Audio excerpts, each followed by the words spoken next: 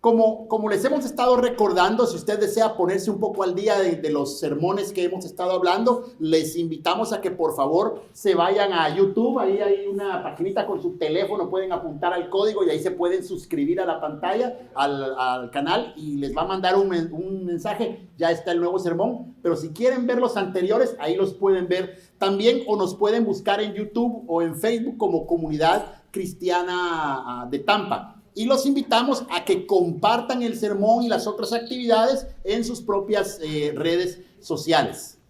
La semana pasada vimos a Nehemías y al pueblo de Jerusalén que estaban enfrentando una escalada militar. Los que estaban en contra de reconstruir el muro los estaban acosando para que ellos ya no pudieran hacerlo. Y en ese conflicto que ellos estaban sufriendo, observamos un patrón que debe ser sano, que debe ser normal en la vida de todo cristiano, y es orar siempre. La oración de Nehemías fue una oración imprecatoria, una palabra difícil que significa orar para que a los enemigos les vaya mal. ¿Cómo así? Eso es lo que pasa algunas veces. Algunas veces nosotros en los salmos, por ejemplo, si ustedes los buscan, hay muchos de ese tipo de oraciones, y normalmente reflejan una queja, una angustia adentro del corazón de las personas. Vimos que nuestro Señor Jesucristo nos mostró un camino distinto. Él nos dijo que nosotros tenemos que aprender a amar a nuestros enemigos, orar por los que nos persiguen y buscar el bien de lo que nos hacen mal. Pero sin criticar a Nehemías por el tipo de oración, también aprendimos que la oración nuestra debe ser honesta.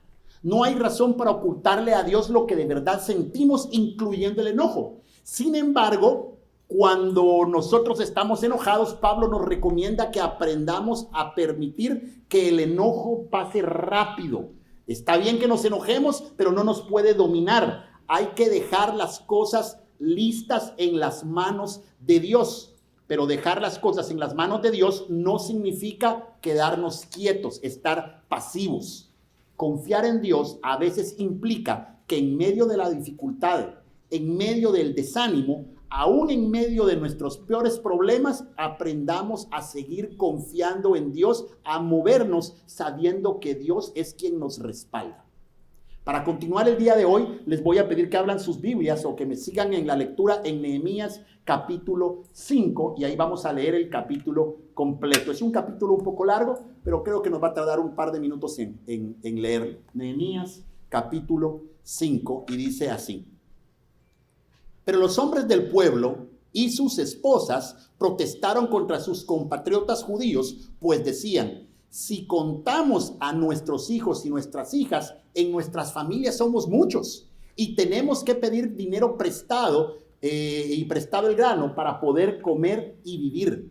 Otros decían: es tanta el hambre que padecemos que ya hemos hipotecado nuestras tierras, nuestras viñas y nuestras casas a cambio de comida.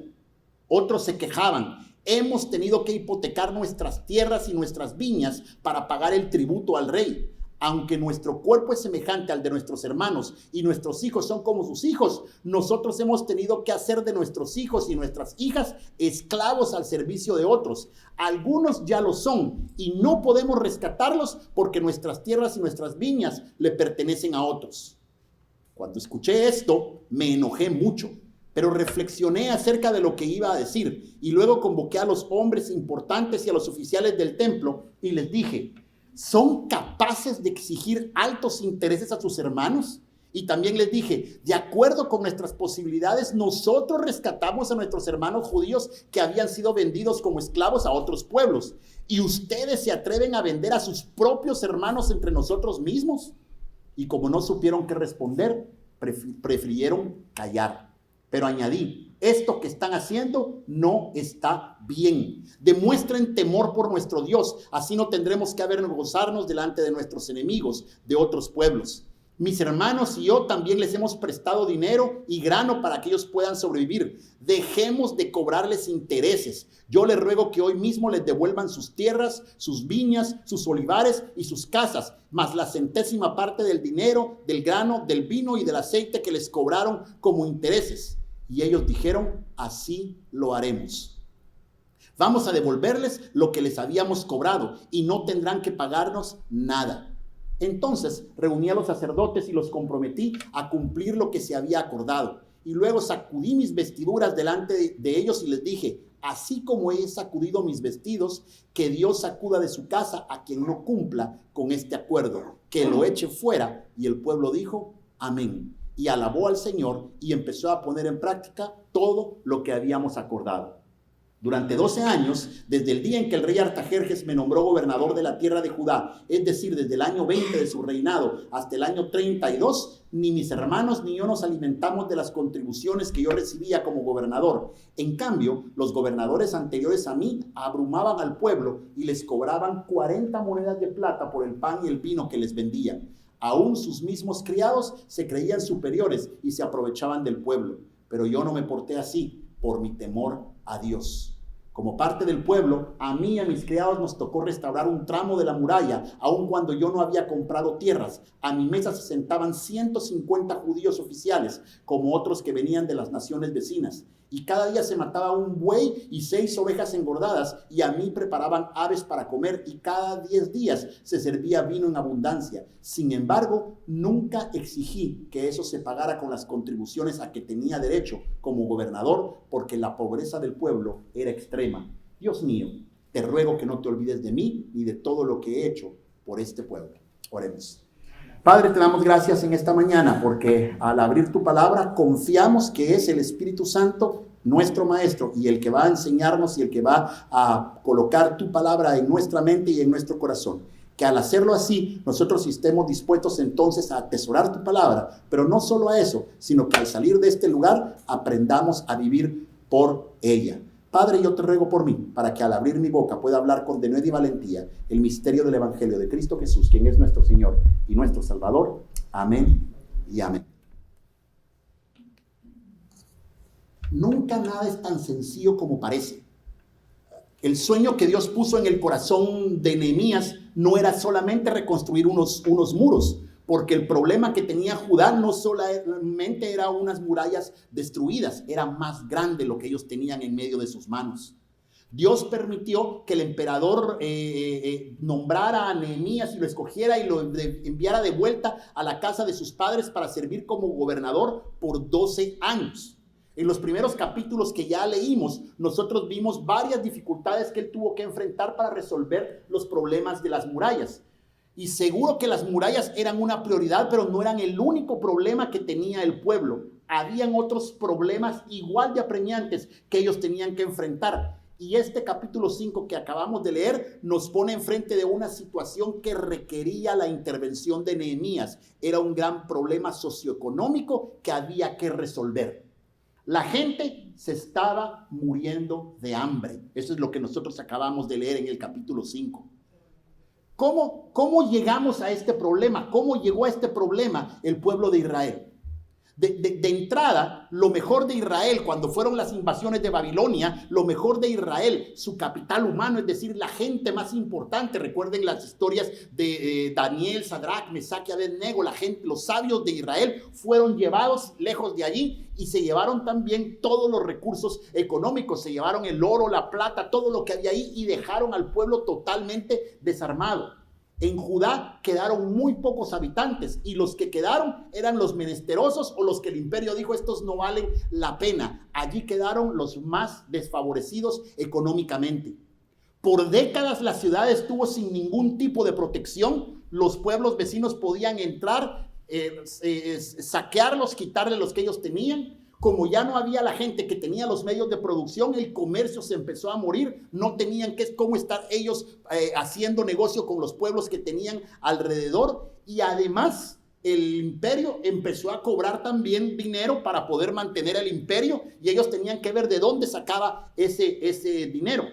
Cuenta un historiador que cuando Alejandro el Grande llegó al poder, más o menos 100 años después de lo que estamos viendo aquí, él encontró en las arcas del imperio 200 toneladas de oro y más de 1,200 toneladas de plata guardadas, que era dinero que ellos habían recolectado de los pueblos que estaban bajo el imperio. La economía de la gente se había convertido en una economía de subsistencia, es decir, solo vivían al día a día. Ellos no tenían ahorros, ellos no tenían alacenas, ellos si querían comer el día de hoy, tenían que salir a buscar qué podían comer el día de hoy. Y si no salían, no había absolutamente nada para comer. Cuando Nehemías llegó, el pueblo entonces, movido por fe, se volcaron a la reconstrucción de los muros, que es lo que hemos estado hablando en estos días. Y por 2 meses trabajaron hombro con hombro, de día y de noche. La gente dejó sus actividades normales. Se recuerdan que habían perfumeros, habían comerciantes ahí trabajando, reconstruyendo el muro, porque Nehemías los había animado a hacerlo. Pero la precaria situación de las familias entonces se volvió completamente insostenible. Y para agravar la situación, dentro del pueblo de Judá aparecieron algunos oportunistas, hermanos de ellos mismos, personas que sí tenían recursos y vieron en la pobreza una oportunidad para hacerse aún más ricos. Con tal de poder poner algo sobre la mesa, leímos entonces que la gente empezaron a prestar dinero, y después empezaron ellos a los que le prestaron dinero a cobrarles grandes intereses por el dinero, y cuando se quedaron sin dinero que prestar, entonces empezaron a hipotecar sus tierras, y cuando ya no tenían tierras que hipotecar, entonces empezaron a venderse ellos mismos, a sus hijos y a sus mujeres como esclavos a sus propios hermanos. Todo esto estaba reglamentado en la ley de Moisés. Era posible tener este tipo de relaciones, pero en la ley de Moisés había forma de manejar este asunto, y los usureros no debían de quebrantar esa ley. Pero estos hermanos, que ellos mismos eran sus propios hermanos, no dudaron en quebrar la ley de la usura. Si ustedes quieren leer un poco más de eso, los invito a que por favor busquen alguna vez en su Biblia estos pasajes, apúntenlos: Deuteronomio 15, Éxodo 21, Levíticos 25, lean y van a ver lo que existía este tipo de trabajo entre ellos. Cuando alguien necesitaba trabajar y no tenía, yo me voy a trabajar contigo, pero por ejemplo les decían: vas a trabajar, solo te voy a pagar la mitad, pero le tenía que dar comida, le tenía que dar vestido, le tenía que dar todo lo demás. Y cuando terminaba el tiempo de servidumbre, que no podía pasar de 6 años, el 7º año él salía libre y salía con dinero, porque el dueño, el que lo había contratado, le tenía que dar dinero para que él se fuera. Entonces no era una ley de esclavitud como la que creemos, sino que era una forma de ayudar a esa persona que no tenía ningún trabajo. Ante ese gran descalabro socioeconómico, el pasaje de hoy dice que los hombres del pueblo y sus esposas, miren, las esposas normalmente en la Biblia están calladas, pero era tan grande el problema que había aquí, que las esposas, las de este siglo no, ¿verdad? Ellas no se callan, pero las esposas de ese tiempo, ellas se tenían que quedar con la boca callada, pero era tal el problema que tenían, que ellas salieron y empezaron a protestar contra sus compatriotas. Una frase, dijeron ellos, que denota ese gran problema de esa gran tribulación que tenían que estar en medio de ellos. Cuando ellos dicen: tenemos este gran problema, es esa frase cuando ellos están pasando en medio del mar rojo, antes de pasar el mar rojo, y tienen a Faraón por este lado, al Faraón para este lado, al mar por este lado. Dice: ¿qué vamos a hacer? Esa gran angustia es la que ellos están sintiendo, similar a lo que está pasando en ese momento. Así que habíamos pensado que el asunto de Nehemías era solo reconstruir los muros, pero nos damos cuenta que estamos equivocados. Habían problemas más grandes que resolver en Jerusalén. El sueño de Dios para su pueblo tenía que ver con libertad, con salvación, y la libertad y la salvación es integral. La salvación de Dios no tiene que ver solo con almas que se van al cielo, tiene que ver con el ser humano en su integralidad. Los seres humanos tienen necesidad de comer, tienen necesidad de trabajar, tienen necesidad de vestirse, tienen necesidad de demás personas que estén a la par de él, y la salvación, el mensaje de Cristo, tiene que ver con todo, no tiene que ver solo con levantar la mano para irse al cielo. No hay verdadera salvación, no hay verdadera libertad cuando el pueblo tiene murallas pero no tiene comida. No hay verdadera libertad cuando las personas tienen dinero en sus bolsas pero tienen malas relaciones en su casa. De la misma manera puede haber comida en la casa y no carecer de nada, pero aún así necesitan salvación, necesitan libertad. Cuando ese pan que están comiendo en la mesa es pan de dolor, dice la Biblia. La libertad, la salvación, entonces es algo integral. La reconstrucción del pueblo de Israel debía ser entonces también integral, y eso implica que no solo unos podían gozar de la bonanza, y peor cuando era a través de abusar de sus propios hermanos. Esto es lo que hacía indignante el pecado que estaba sucediendo ahí en Jerusalén, que los mismos hermanos, la avaricia los volvió insensibles al dolor de los demás. El tratar de juntar dinero para ellos los volvió ciegos al dolor de las demás personas. El problema no es el dinero, el problema no era el dinero, el problema está de nuevo en el corazón de las personas. Miren, hay personas que tienen la capacidad de hacer negocios, que son hábiles para ganar dinero fácilmente, de forma honesta, y eso, dice la Biblia, también es un regalo de Dios. Eclesiastés 5:19 dice así: asimismo a todo hombre a quien Dios da riquezas y bienes, le da también la facultad para que coma de las riquezas y tome su parte y goce su trabajo. Eso también es don de Dios, dice la Biblia. El problema no son las riquezas, el problema es la actitud de menosprecio al desvalido. El problema es entonces aprovecharse de las personas que están en situación de necesidad. Puede ser que haya algún mal en tener la capacidad de ayudar a alguien y no hacerlo, pero también hay mal cuando nosotros no solo ayudamos, sino que nos convertimos en la razón por la que otras personas sufren. ¿Qué hacemos en medio de una situación de injusticia social? ¿Qué hacemos en medio de un problema que nos causa gran enojo? El verso 6 nuevamente nos muestra a ese Nehemías apasionado que vimos orando la semana pasada. Él narra que se enojó en gran manera cuando oyó la queja de las mujeres y la queja de los hombres que llegaron delante de él, y tenía razón para enojarse. Es de lo que hablamos la semana pasada. Hay veces que hay razones justas para enojarse, y hay momentos en que enojarse es lo que es justo. Uno debe enojarse cuando uno está viendo cosas que no son correctas. Pero no podemos quedarnos en el enojo, ni tampoco debemos dejarnos dominar por el enojo. Después de oír la queja y sentirse muy enojado, inmediatamente Nehemías pone su enojo bajo control. Dice que se toma el tiempo para meditar la situación y entonces decide hablar sobre el asunto para buscar una solución. Este paso es necesario. No vale que nosotros nos enojemos nada más, es no dejar también que el enojo nos domine. Es evitar que el enojo nuble nuestra vista, es darnos tiempo para pensar antes de actuar en medio del enojo. ¿Cuán difícil es resolver cualquier cosa si el enojo nos ha dominado?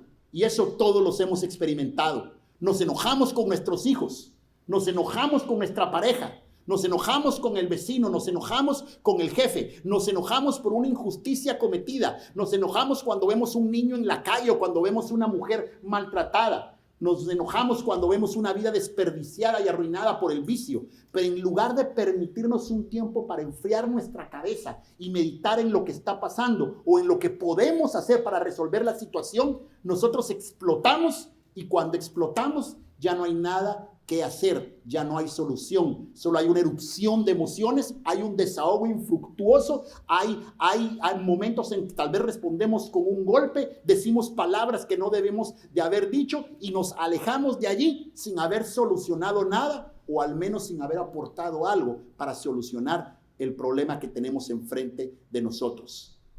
No importa lo justo que sea la razón para enojarnos. Si nos dejamos guiar por el enojo, podemos empeorar la situación y salir sin ninguna solución. Que al final de cuentas es lo que esperamos. En medio de los problemas no queremos solo sacarnos el enojo de encima. Queremos tratar de encontrar la solución. Y la solución, y no solo el desahogo y enojarnos. El tiempo que tomó Nehemías para meditar no solo era para enfriar la cabeza, que algunas veces tenemos que hacerlo, para tranquilizar sus emociones, era también para analizar completamente la situación y pensar en la solución. Pero ¿por qué no simplemente no hacer nada? Pues es algo que uno se puede preguntar algunas veces, ¿verdad? ¿Yo qué tengo que ver con este problema? ¿Qué pasa si realmente nosotros no hacemos nada?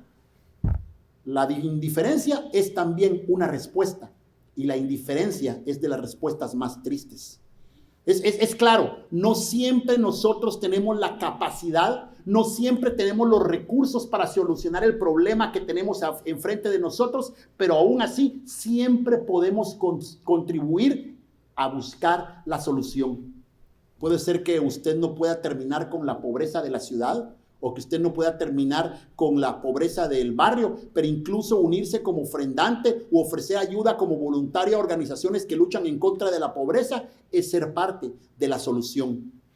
Un ejemplo más de un problema que puede estar fuera de nuestro alcance, pero que podemos hacer nosotros algo aquí como comunidad, es este que les voy a contar. La escuela de primaria Cleveland está aquí nomás a 3 minutos de la iglesia. Y ellos tienen una población de un poco más de 200 niños. Más del 80% son afroamericanos o son hispanos. Y es una escuela clasificada como Title I, que significa que son de bajos recursos. El desempeño de las evaluaciones de sus niños es deficiente. Está calificada siempre como D o como F. Y las razones de ese bajo desempeño son múltiples y complejas. Nadie puede decir nada más que es porque no estudian o porque no tienen. Hay un montón de razones por las cuales esos niños están sufriendo esos grandes problemas. Y probablemente ninguno de los que estamos aquí tenemos ni los recursos, ni las capacidades y tal vez la oportunidad completa para resolver el problema de todos los niños de la escuela de aquí de Cleveland. Pero una respuesta es no hacer nada. Pero eso es triste. Aunque no podamos resolver la situación, podemos contribuir en algo para la solución del problema que tiene escuela. Y les voy a contar algo. A partir del próximo domingo, durante los siguientes 3 domingos, nosotros vamos a tener un programa que se llama Mochilas de, ¿cómo es que seguimos? Para que usted se lleve a su casa. Vamos a tener unas mochilas que les vamos a entregar unas bolsas. Y junto con esas mochilas les vamos a dar un listado para que podamos nosotros poner adentro elementos básicos para el estudio. Lápices, borradores, sacapuntas, papel, cualquier cosa que podamos traer, y vamos a traer todas esas bolsas para el 7 de agosto. ¿Cuál es la meta? 200 bolsas. Son 200 niños, que todos los niños tengan un útil para alcanzar esta semana. Así vamos a intentar hacer algo. ¿Vamos a solucionar el problema de la escuela Cleveland? No. Pero por lo menos vamos a tratar de no ser indiferentes al problema y vamos a tratar de ser parte de la solución que tenga esa escuela. Así que la próxima semana vamos a tener aquí las mochilitas listas y usted se apunta con cuántas quiere llevar. ¿Quiere llevar una? ¿Quiere llevar 2? ¿Quiere llevar 5? ¿O quiere comprar 50? Usted se las lleva en su casa. Ya la otra semana creo que empieza el día sin impuestos para comprar útiles. Compra y trae aquí lo que usted pueda. En el caso de Nehemías, él tampoco podía no hacer nada. ¿Por qué no podía hacer nada? Porque él se siente parte del problema. Él se sabía parte del pueblo y entonces él se preguntaba, ¿cómo es posible que la gente de nuestro propio pueblo pueda abusar de sus hermanos? Además, él entendía que cuando abusábamos de los hermanos no era un asunto de abusar nada más de hombre a otro ser humano, sino que realmente estábamos ofendiendo a Dios. Estábamos yendo en contra de la ley de Dios, e ir en contra de la ley de Dios es ir en contra de Dios mismo. Y eso es lo que estaban haciendo el pueblo de Israel en esa época, cuando estaban cobrando la usura a sus propios hermanos. Además, él era también el gobernador de la región y no podía permitir una revuelta ni podía permitir que los asuntos económicos se convirtieran en un gran problema, que al final le prohibieran a él mandar el dinero de vuelta al imperio, porque de todos modos tenía que seguir mandando el dinero al imperio. Ustedes saben que los problemas socioeconómicos son graves en cualquier tipo de gobierno. La mayoría de los analistas de esta ciudad entienden que aquí en Estados Unidos la economía quita y pone presidentes. Si la economía va bien, siguen gobernando. Si la economía va mal, ahí se acabó todo. Nehemías tenía que rendir cuentas al emperador y debía seguir pagando los tributos, así que debía de buscar una solución a la pobreza que tenía el país. La solución no era sencilla. Entonces él reunió a los nobles, reunió a los oficiales del templo y a unos a los nobles como responsables probablemente de la usura. Parecía ser que ellos, esos nobles, eran los que estaban abusando de las demás personas, y a los oficiales del templo como testigos de ese juicio que él estaba haciendo en ese momento. Entonces, cuando los tenía enfrente, les dice: ¿creen que es correcto cobrar esos intereses tan altos a sus hermanos? ¿Entienden que no está bien lo que están haciendo? Estos son argumentos éticos, está apelando a la moral de ellos, pero en esta época esos argumentos a veces no son tan útiles, porque en estos tiempos muchos de nosotros nos interesa más hacer u obtener lo que queremos antes de hacer lo que es correcto o es bueno. Nuestra sociedad es demasiado pragmática, es demasiado práctica. Si consigo lo que yo quiero, no me importa qué camino. Pero los cristianos, este pragmatismo, ese relativismo moral no es opcional, porque nosotros entendemos que lo bueno o lo malo no depende del resultado, que lo bueno o lo malo no es lo que nosotros buscamos, no depende de nosotros lo bueno o lo malo, no depende de nuestra conciencia lo bueno y lo malo, no depende de lo que dice la gente lo bueno o lo malo, sino que depende de Dios y de su palabra. Es la palabra de Dios, es Dios quien nos dicta lo que es bueno, lo que es malo que nosotros debemos hacer. El cristiano debe vivir, como dijo Santiago, con la mirada puesta en la ley de Cristo, en la ley de la libertad, la ley del amor, sin apartarse de ellas, no contentos solo con oír la palabra, sino que dedicados a practicar la palabra de Dios. Y quien practica la palabra de Dios es dichoso. Por eso es que Nehemías no termina solo diciendo si creen que es bueno o no, sino que inmediatamente apela a la palabra y les dice: no se supone que nosotros debemos de vivir así, debemos de vivir con temor a Dios, que en este caso significaba lo que Dios ya había dictado en Levíticos 25 y en otros pasajes que le había dado en Éxodo y en Deuteronomio, los que ya les había puesto allí, que si tu hermano se empobrece y busca tu ayuda, tú lo vas a amparar, que vivirá contigo como que si fuera un forastero o un extranjero. Y si le prestas dinero, no le vas a pedir que te pague intereses o ganancias. Al contrario, vas a tener temor de Dios y tu hermano va a vivir contigo. No le prestarás dinero ni víveres a la manera de los usureros. Para más contexto, les repito nuevamente, lean Deuteronomio 15, lean Éxodo 21, lean Levítico 25. Junto con la palabra de Dios, Nehemías presenta su propio testimonio. Les cuenta cómo él había prestado también dinero, pero no había cobrado intereses. Y entonces los anima a compadecerse de sus hermanos y a hacer un acto de justicia y un acto de misericordia. Ya el profeta Miqueas les había dicho con anterioridad a Nehemías, les había dicho: hombres, el Señor les ha dado a conocer lo que es bueno y lo que espera de ti, que no es otra cosa que hacer justicia, amar la misericordia y ser humildes delante de Dios. El discurso de Nehemías aparentemente tiene el efecto deseado y todos ellos prometen que así lo van a hacer, que van a tener misericordia de sus hermanos, que van a devolverle el dinero que habían prestado, incluyendo los intereses y todo lo demás. Y ante esta promesa, Nehemías se para enfrente de los oficiales del pueblo y hace un gesto que era una advertencia. Él dice ahí, se sacude los vestidos, que es el equivalente moderno a meterse las manos dentro de las bolsas, sacar todo lo que tienen en medio de las bolsas y decirles de esta manera: si ustedes no cumplen con lo prometido, así Dios los va a despojar a ustedes de todo lo que tenían. Es una especie de amenaza fuerte, pero es para decirles: tengan claro, han prometido delante de Dios que lo van a hacer, cúmplanlo, porque ustedes no se quieren poner en contra de Dios. El verso 13 resume lo que sucedió.